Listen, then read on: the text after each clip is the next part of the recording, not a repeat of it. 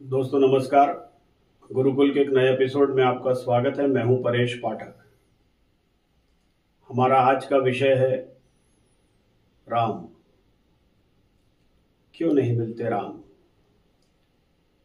आप सभी जानते हैं चैत की नवरात्रि आने वाली है और रामनवमी भी आने वाली है। हमारा पूरा देश राममय है। ऐसा कोई व्यक्ति नहीं जो इस जम्बूद्वीप में रहता और राम शब्द को न जानता हो। हम सभी ने कुंभ स्नान किया, वह दृश्य देखे जब करोड़ों लोग आस्था की डुबकी लगाने मां गंगा के गोद में गए। करोड़ों लोग ऐसे भी हैं जो अयोध्या में रामलला के दर्शन कर चुके हैं। हर व्यक्ति के मन में यह अभिलाषा है कि वह किसी तरह राम को प्राप्त कर सके, मगर उसके बावजूद भी हमारे देश में राम को पाने की ललक कम नहीं होती। राजनेता राम राज्य चाहते हैं या उसके विरोध में हैं। दुनिया का हर व्यक्ति, चाहे वह विज्ञान से जुड़ा हो या ज्ञान से जुड़ा हो, वह राम के ऊपर कोई ना कोई अपना मत अवश्य रखता है। समाज में दो ही तरह के लोग हैं। एक वे जो राम को चाहते हैं और जानना चाहते हैं, मिलना चाहते हैं। एक वे जो राम का नाम तो जानते हैं मगर वे इसे मानते नहीं। कठिनाई तब और बढ़ जाती है कि जो लोग राम को मानते हैं वह राम को कितना जानते हैं, इस बात का प्रश्न उनसे किया जाता है और यहां से जटिलता आरंभ होती है। मानना और जानना दो अलग अलग प्रक्रियाएं हैं। हमने सिर्फ उतना ही जाना जो हमें वाल्मीकि या तुलसीदास जी की रामायण में बताया गया। इसके अलावा कई 100 रामायण और भी हैं जिन्होंने राम के बारे में हमें बताया, मगर इससे समस्या बढ़ती ही है कि जब राम के बारे में सब जानते हैं और हम राम को इतना मानते हैं तो हम अपने आप को राम के करीब क्यों नहीं पहुंचा पाते, या राम हमें अपने करीब क्यों नहीं दिखते। क्यों हमें इतना कष्ट है, क्यों हमें इतनी तकलीफें हैं। ऐसे समय में महत्वपूर्ण है एक बार फिर यह विचार किया जाए, और जितनी बार यह विचार किया जाए कि क्या हम वाकई राम को जानते हैं, यह प्रासंगिक होगा। राम को जानने के लिए महत्वपूर्ण है यह समझना कि अयोध्या जहां राम का जन्म हुआ वह क्या है। अयोध्या वह स्थान जहां कोई युद्ध ना हुआ हो, जहां कोई बैर ना हो। अगर हम अपने घर को राममय बनाना चाहते हैं, राम को अपने घर बुलाना चाहते हैं, तो पहले यह तय करना होगा कि हमारे मन में किसी प्रकार की कोई दुविधा तो नहीं है। जो संबंध हमारे परिवार में है, हमारे मित्रों के, इष्टों के, दोस्तों के, परिवार के सदस्यों के, उनमें किसी प्रकार की कोई दुविधा या द्वेष तो नहीं है। और अगर हम द्वेषपूर्ण मन स्थिति में या मानसिकता में राम का आवाहन करेंगे तो संभवतः हम राम को नहीं बुला पाएंगे। और अगर यह परिवार हमारा है जहां पर हम सभी संबंधों को निभाते हुए प्रेम पूर्वक रहते हैं, तो निश्चय ही राम का जन्म हमारे परिवार में भी संभव है। एक समस्या और आई कि हम राम को जब जानने निकले तो किससे जाने, कैसे पहचाने। तो आवश्यकता पड़ती है गुरु की, गुरुकुल की। हम सभी गुरुकुलों में गए, कोई अंग्रेजी माध्यम के और कोई हिंदुस्तानी अन्य भाषाओं के माध्यम से, मगर वहां जाने के बाद भी हमने कभी गुरु से यह समझने का प्रयास नहीं किया कि हम राम को कैसे प्राप्त करें। हमने हिस्ट्री, सिविक्स, ज्योग्राफी, अंग्रेजी, हिंदी, गणित पढ़ा, मगर यह जानने का प्रयास नहीं किया कि हम अपने घर में जिस राम को लाना चाहते थे उसे किस प्रकार ला सकते हैं। और जब जब हमने आस पड़ोस में कोई यज्ञ, हवन या कोई धार्मिक कार्य करते हुए देखा तो हमने ये देखा कि वहां बाहर बहुत से और हमारे परिवारों में बहुत से ताड़का रूपी राक्षस घूमते हैं, जिन्होंने हमें यह समझाया कि यह सब व्यर्थ है, समय नष्ट करने की चीजें हैं, जाइए काम पे ध्यान दीजिए, पैसा कमाइए। ये चार वाक दर्शन के लोग ये हमेशा समाज में रहे, हर परिस्थितियों में, हर युगों में ये रहे और हमेशा ये यज्ञ को बिगाड़ने का काम, नष्ट करने का काम करते रहे। आप जब जब राम को ढूंढने निकलेंगे, कोई यज्ञ या आवाहन करेंगे, तो पहले यही लोग आएंगे और सबसे पहले यही समझाने का प्रयास करेंगे कि राम व्यर्थ है, राम काल्पनिक है, कोई आवश्यकता नहीं है। अभी कुछ काम कीजिए, शाम को पैसे कमाइए, रात में खाइए पीजिए, मौज कीजिए, यही जीवन है। इससे जो कुछ भी होगा पर राम तो नहीं मिलेंगे। तो सबसे बड़ी समस्या राम के नहीं मिलने में हमारी शिक्षा की थी, जहां पर हमको राम के नाम से अवगत कराया गया और उन्हें किस प्रकार प्राप्त करना है, उस ताड़का से कैसे लड़ना है, उस बारे में सिखाया नहीं गया। और जब सिखाया गया था तो हमने दूसरी शिक्षाओं को ग्रहण किया और इस शिक्षा को छोड़ दिया। वे लोग जो उस ताड़का को मार पाए, उन्होंने उस दूसरी बाधा को भी प्राप्त किया, पार किया और राम को पाने की एक सीढ़ी और चढ़ ली। अभी भी बहुत से लोगों को मैंने देखा जो मंदिरों में जाके, बड़े बड़े मठों में जाके राम को ढूंढ रहे हैं। क्या राम वहीं पर बसते हैं? सबसे बड़े मंदिर में ही राम है, सबसे खूबसूरत मूर्ति में ही राम है।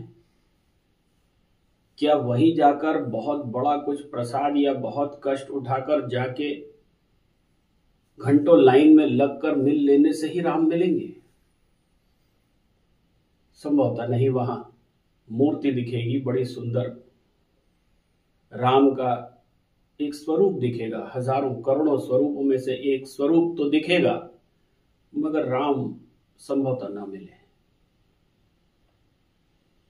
राम दरअसल बाहर कभी मिलते ही नहीं, उन्हें अपने अंदर ही ढूंढना पड़ता है और सबसे कठिन है अपने अंदर राम को ढूंढना। और खासकर तब जब हमें यह पता चले कि राम हमारे जैसे ही हैं, हमारे अंदर ही हैं। अब हमको अपने गुणों और दोषों का बहुत अच्छे से एहसास है, इसलिए हम ये मान के चलते हैं कि हमारे जैसे लोग जो इतनी प्रकार की दुर्भावनाएं और इतनी कमियों के साथ जी रहे, तो हमारे अंदर, हमारे पास राम क्यों हो सकते हैं? लेकिन ये उसी तरह है जैसे रामचरितमानस में राम के आसपास सभी राक्षस निरंतर घूमते रहे। तुलसीदास की रामायण में राम को भी भ्रमित करने के लिए मारीच आ गया। वे सीता को नहीं समझा पाए कि सोने का मृग जैसा कोई मृग होता ही नहीं, क्योंकि ये मृग नहीं, मृग तृष्णा है। हम भी नहीं समझा पाते अपने आप को और दौड़ पड़ते हैं उस मृग के पीछे जो दरअसल होता ही नहीं। जब राम नहीं समझा पाए तो हम कैसे समझा लेंगे? और जैसे ही उस मृग के पीछे हम जाते हैं, हमारे जीवन की शांति, हमारे जीवन का सर्वस्व मां सीता का हरण हो जाता है। यही हमारी स्थिति है कि सब कुछ जानते हुए भी, सब कुछ समझते हुए भी हम आज भी प्रतिदिन सुबह से शाम तक उस सोने के मृग को ही खोज रहे हैं। कहीं आराम से बैठने पर हमको भी पता है कि यह नहीं मिलेगा, यह होता भी नहीं, यह कुछ क्षण के लिए दिखेगा, उसके बाद विलुप्त हो जाएगा। और ऐसे समय में हम अपनी मन की शांति खो रहे हैं, मगर उसके बावजूद हम उसके पीछे ही भागते हैं। क्या हमने राम के चरित्र से यह सीखा कि अगर हमसे कोई गलती हो जाए और हमारी सीता खो जाए तो हमें उनको खोजने के लिए कितने प्रयत्न करने होते हैं? वहां बैठा है रावण 10 सिर और 20 हाथ लेकर, इतनी कामनाएं, इतनी तृष्णाएं, इतना सब कुछ होने के बावजूद भी उसके पीछे बैठी सीता को खोज के, ढूंढ के और जीत के लाना कितना कठिन होगा, और कितने उद्योग करने होंगे, कितना श्रम करना होगा। जब राम को जो करना पड़ा, एक छोटे से छोटे बानर से लेकर भगवान शिव तक की आराधना उन्होंने की। हम अपने आसपास अपने संगी साथी, नौकर चाकर, दोस्त परिचित सबको छोड़ते चले जाते हैं। वे सब हमको बोझ लगते हैं। हमको ऐसा लगता है कि यह राम की, यह हमारे आराम की यात्रा में बाधक है। वे लोग जिन्होंने हमारे लिए दिन रात एक करके अपना बलिदान कर दिया, जैसे जटायु, उसके प्रति हमारे मन में कोई कृतज्ञता का भाव नहीं है। हमारे मन में अपनी अयोध्या के प्रति भी कृतज्ञता का भाव नहीं है। हम सिर्फ आज अपने लिए जी रहे हैं, लेकिन चाहते हम सीता है। क्या हम राम को पाने के योग्य हैं या नहीं? राम की अयोध्या जिस दिशा में है, उसकी विपरीत दिशा में जाकर राम को कैसे पाया जा सकता है? हमारे तमाम मनीषियों ने भक्ति मार्ग में राम मार्गी और कृष्ण मार्गी शाखाएं बताई। रामानंद जी भक्ति को दक्षिण से उत्तर में ले आए। कबीर, रैदास और नानक ने तक राम को समझाने का प्रयास किया, अपने अपने तरीके से, अपने अपने शब्दों में। किसी ने भी उनकी पूजा पद्धति पर ध्यान नहीं दिया और उस पर कोई बल भी नहीं दिया, मगर उनकी सात्विकता हम में से किसी ने भी समझी। आज बहस इस बात की नहीं है कि राम काल्पनिक है या नहीं, बहस इस बात की होनी चाहिए कि राम प्रासंगिक है कि नहीं। वे सभी संगठन जो राम को सामने रखकर देश में राम राज्य लाना चाहते हैं, क्या उन्होंने ऐसी कोई शिक्षा पद्धति का निर्माण किया जो राम को समझाती हो, राम के उस रूप को समझाती हो जो मानव रूप था, श्रेष्ठ मानव रूप था। लेकिन वे रोते थे, वे लड़ते थे, उनके साथ छल होता था, वे कई बार हार भी जाते थे। उनके सामने लक्ष्मण, उनके भाई मूर्छित होकर गिर भी जाते थे और फिर उठ खड़े होते थे और अंत में विजय प्राप्त करते थे। क्या वह संघर्ष की स्थिति, क्या वह मानव रूपी राम हमने अपनी शिक्षा पद्धति में शामिल किए? क्या हम आज भी अपने बच्चों को हारना सिखाते हैं? कोई ऐसा विषय जो उनको बताता हो कि अगर आप जीवन में हार जाएं तो पुनः उठकर कैसे खड़ा होना है। आज 9वीं 10वीं से लेके नौकरी पाने में या प्रेम में या परिवार में या शादी के बाद असफल होने पर चारों तरफ आत्महत्याएं हो रही है।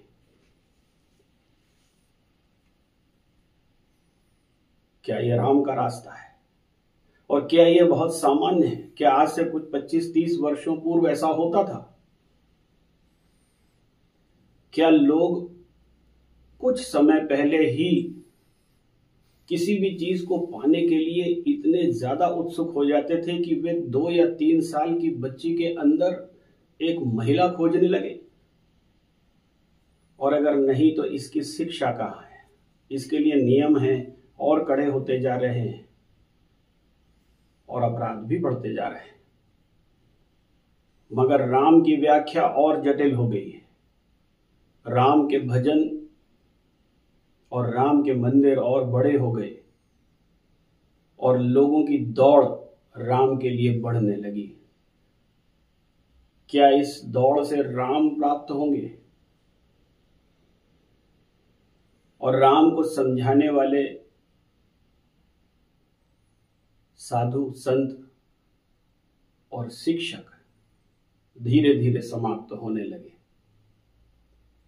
आज सबसे अधिक प्रासंगिक है ये चैत की नवरात्रि में नव दुर्गा को समझना। वे माता सीता के ही रूप है, चाहे माँ हो, चाहे बहन हो, चाहे पत्नी हो, चाहे शिक्षिका हो, या किसी भी रूप में आपके आसपास अगर कोई स्त्री मौजूद है तो वह साक्षात चंडी का रूप है।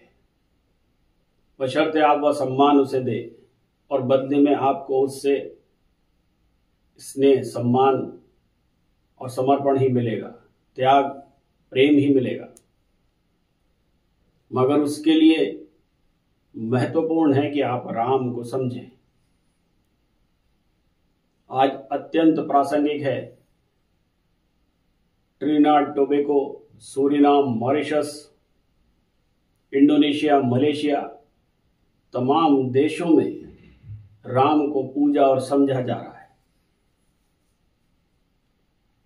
कुछ लोग राम के नाम और राम की छवि को अपने सामने रख के पूरा दिन गुजारते हैं, और विश्व जब राम का नाम और राम की छवि को देख रहा है और उससे आकर्षित होकर भारत भूमि पर आता है, और जब यहाँ के लोगों को राम के नाम पर भौतिकता में डूबा पाता है तो संभवतः उन्हें भी लगता होगा कि वे गलत जगह आ गए। आइए एक बार फिर समझने का प्रयास करें कि हम अपने राम को कहां छोड़ के आ गए। वे राम जो केवट को अपने पास बुलाने के लिए बार बार उससे मनोहार करते हैं। वे राम जो अहिल्या जैसी स्त्री को तारने के लिए सुदूर वनों में जाते हैं। वे राम जो शबरी के प्रेम का उत्तर उसके जूठे बेर को खाकर देते हैं और बार बार उसके समझाने पर एक ही बात कहते हैं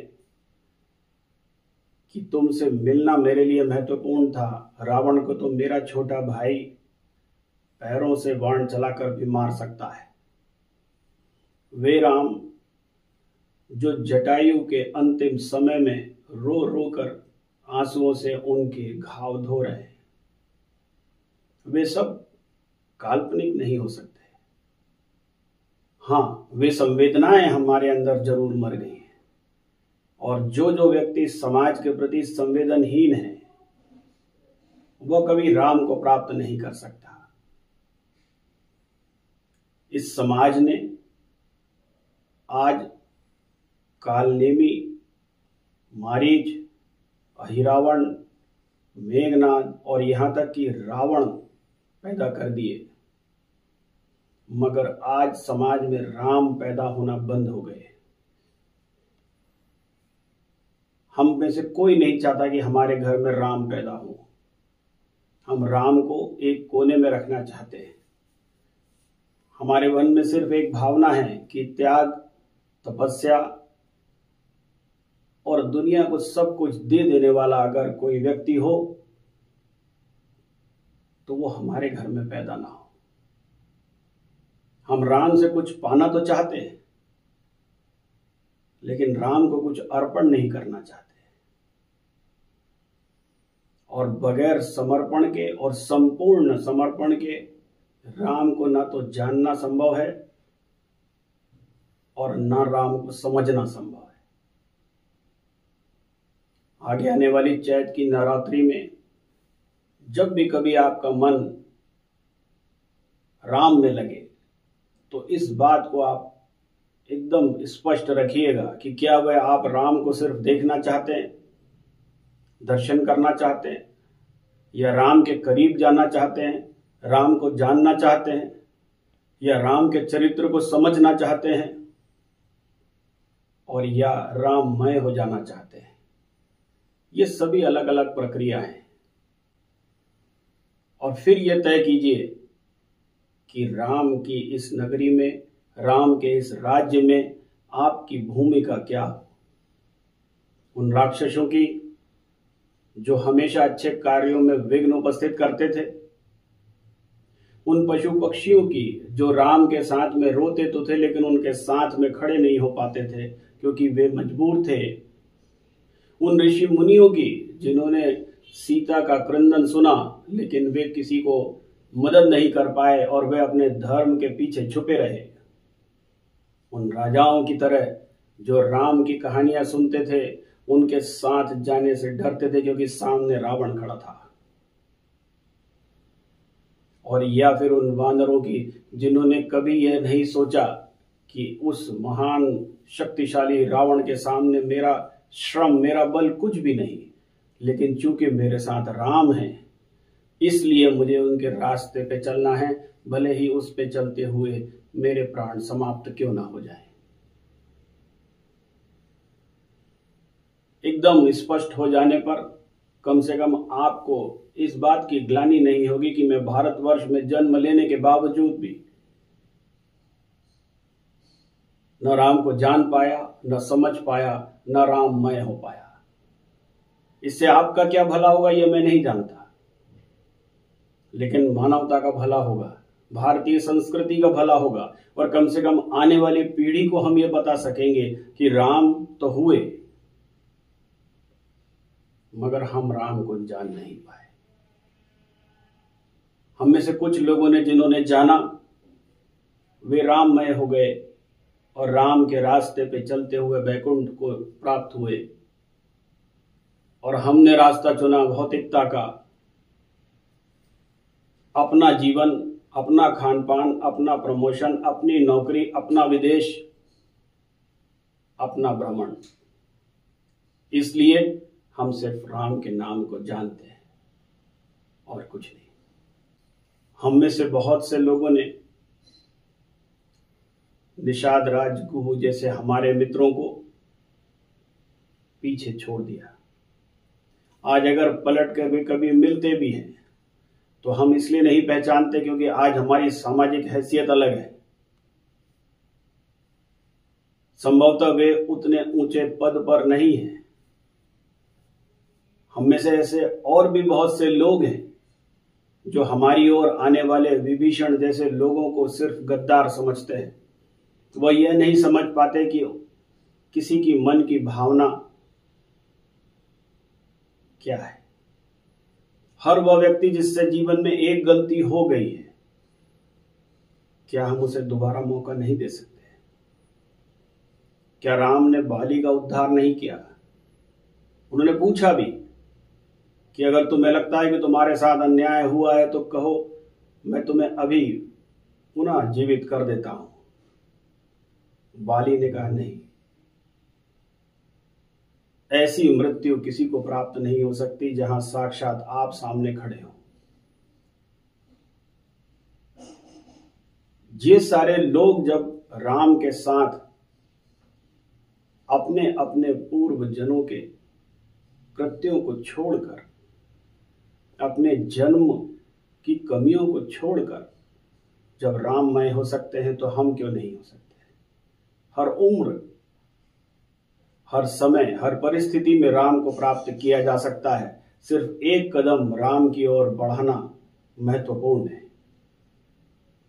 नहीं तो तय मानिए प्रवचन सुनते रहेंगे, प्रार्थनाएं भजन सुनते रहेंगे, राम का शब्द आकृष्ट तो करेगा, लेकिन राम कभी आपके चित्त पे, आपके पटल में वह परिवर्तन नहीं कर पाएंगे, वह चित्त धारण नहीं कर पाओगे आप जो राम को पाने के लिए